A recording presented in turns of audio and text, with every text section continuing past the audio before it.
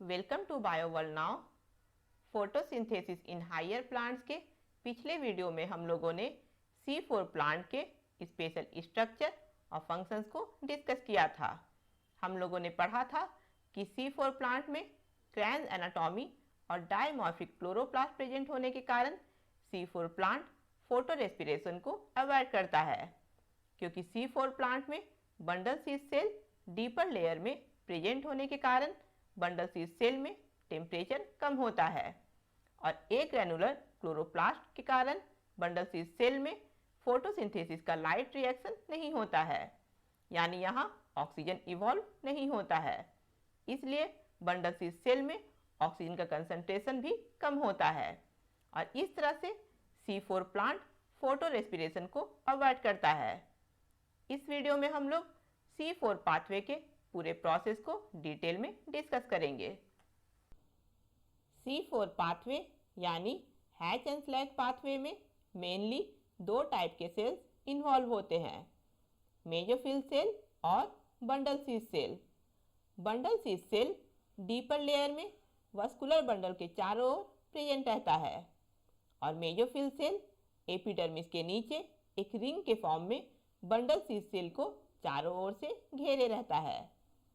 C4 pathway को समझने के लिए हम लोगों ने यहाँ सिर्फ एक मेसोफिल सेल और एक बंडल सीड सेल को लिया है, क्योंकि मेसोफिल सेल एपिडर्मिस के जस्ट नीचे प्रेजेंट रहता है। इसलिए एटमॉस्फेरिक कार्बन डाइऑक्साइड एपिडर्मिस से होकर मेसोफिल सेल में इंटर होता है। Carbon dioxide carbonic anhydrase enzyme के प्रेजेंस में वाटर से रिएक्ट करता है और बाइकार्बोनेट आयन प्रोड्यूस होता है।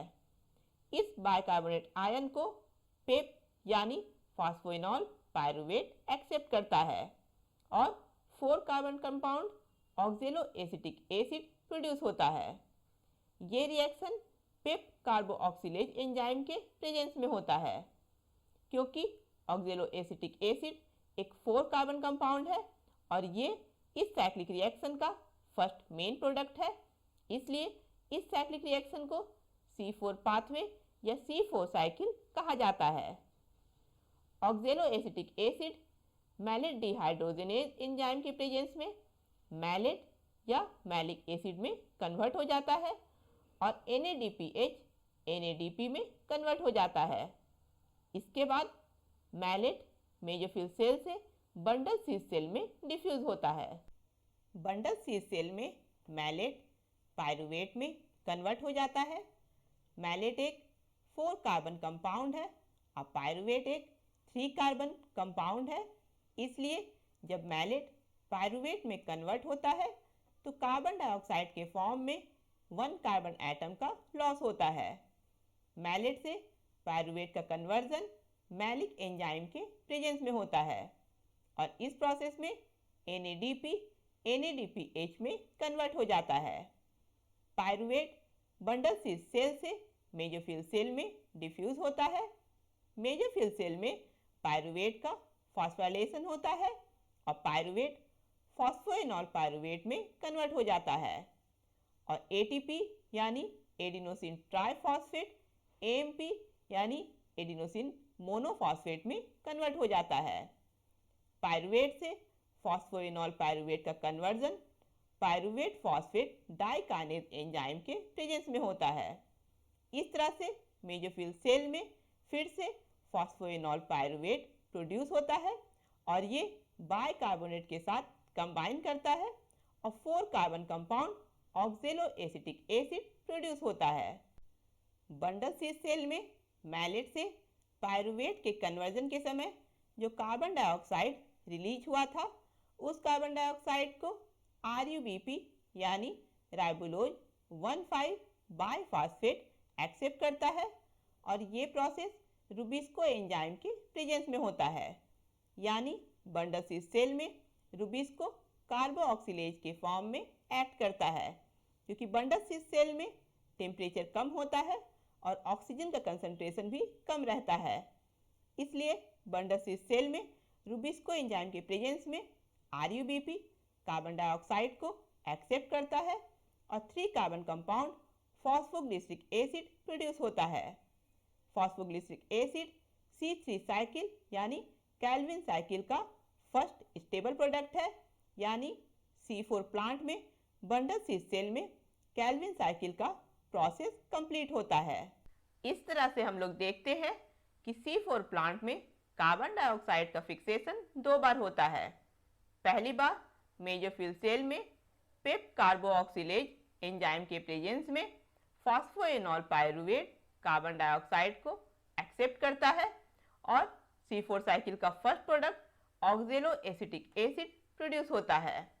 और दूसरी बार बंडल सीड सेल में रुबिस्को एंजाइम के प्रेजेंस में RUBP कार्बन डाइऑक्साइड को एक्सेप्ट करता है और C3 साइकिल का first product phosphoglyceric acid produce होता है। क्योंकि bundle sheath cell deeper layer में प्रेजेंट रहता है, इसलिए एटमॉस्फेरिक टेम्परेचर हाई होने पर भी बंडल सीड सेल में टेम्परेचर कम होता है। इसके अलावा बंडल सीड सेल में ए ग्रेनुलर क्लोरोप्लास्ट प्रेजेंट रहता है, जिसके कारण बंडल सीड सेल में फोटोसिंथेसिस का लाइट रिएक्शन नहीं होता है, जिसके कारण यहाँ ऑक्सीजन प्रोड्यूस नहीं होता है। इसलिए बंडल सीड सेल में ऑक्सीजन का कंसंट्रेशन भी कम होता है। इस तरह से बंडल सीड सेल में टेम्परेचर भी कम होता है और साथ ही साथ ऑक्सीजन का कंसंट्रेशन भी कम होता है।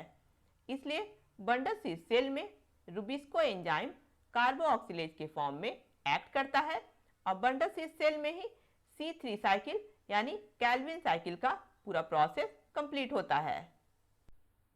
Number of ATPs required by C4 plants in synthesis of one molecule of glucose. यहाँ हम लोग डिस्कस करेंगे कि C4 प्लांट में ग्लूकोज के वन मॉलिक्यूल के सिंथेसिस के लिए टोटल कितने ATPs मॉलिक्यूल्स की रिक्वायरमेंट होगी।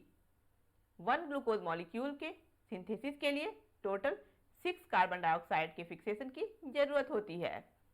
पहले हम लोग देखेंगे कि C4 प्लांट में 1 कार्बन डाइऑक्साइड के फिक्स करने पर कितने ATPs की रिक्वायरमेंट होगी। C4 प्लांट में C4 साइकिल और C3 साइकिल दोनों परफॉर्म होता है।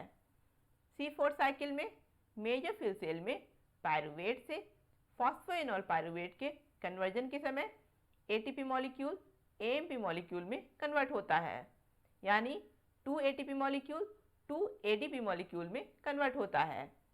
यानी C4 साइकिल में 1 कार्बन डाइऑक्साइड के फिक्स करने पर टोटल 2 ATP मॉलिक्यूल्स की रिक्वायरमेंट होगी।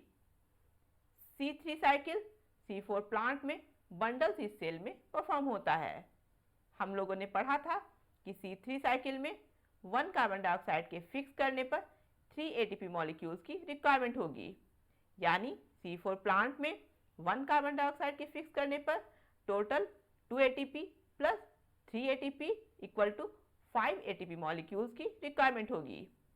क्योंकि 1 ग्लूकोज मॉलिक्यूल के सिंथेसिस के लिए 6 कार्बन डाइऑक्साइड की फिक्सेशन की जरूरत होती है, इसलिए 6 कार्बन डाइऑक्साइड की फिक्सेशन के लिए C4 प्लांट में total 5 ATP into 6 equal to 30 ATP molecules की रिक्वायरमेंट होगी।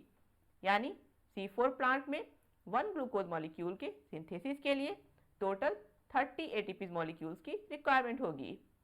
इस तरह से हम लोग देखते हैं कि C3 प्लांट के कंपेयर में C4 प्लांट में 1 ग्लूकोज मॉलिक्यूल को प्रोड्यूस करने के लिए एक्स्ट्रा 12 ATP मॉलिक्यूल्स की रिक्वायरमेंट होती है। यानी C4 प्लांट में ग्लूकोज मॉलिक्यूल का प्रोडक्शन एक एक्सपेंसिव प्रोसेस है, लेकिन C4 प्लांट अधिक ATP यूज करके फोटो रेस्पिरेशन के प्रोसेस को अवॉइड करता है। अगर आप लोगों को ये वीडियो पसंद आया है तो इसे लाइक करें, अपने फ्रेंड्स के साथ शेयर करें और मेरे चैनल को सब्सक्राइब करें।